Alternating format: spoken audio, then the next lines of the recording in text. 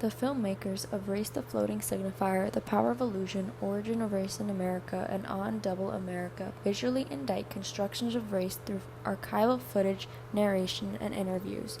In Jahali's film, Stuart Hall becomes the constitutive visual for his ideas by purposefully detaching from archival imagery which typically act to construct race. Through the eradication of all historical context, race as a floating signifier becomes transcendental of temporal dimensions. In contrast, Tracy Strain's PBS documentary relies heavily on archival images of homogenized ethnic groups that reinforce the categorization that Hall is aiming to deconstruct. Instead, Strain's softer dissection of race formation in the U.S. depends primarily on interviews with leading scholars and a British voice of God narrator for the purpose of holding legitimacy among a 90s public audience. Although Bainbridge similarly employs archival images in the form of scientific drawings, she thoughtfully incorporates them to delegitimize the biological determinism produced within them.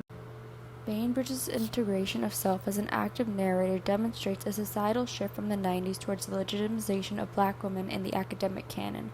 Furthermore, Art and Embassy's positions Glenn Legan as the sole authoritative voice acting as narrator and interviewee similar to Hall, although in reality, the U.S. Embassy is the ultimate authority, generating a larger statement on the facade of authority within so-called radical representation. Together, Jahali, Strain, Bainbridge, and Art and Embassy skillfully utilize elements of documentary making to create perceived authoritative voices that speak to the audience of their time in order to generate discourse on the systems that construct and perpetuate racial classification.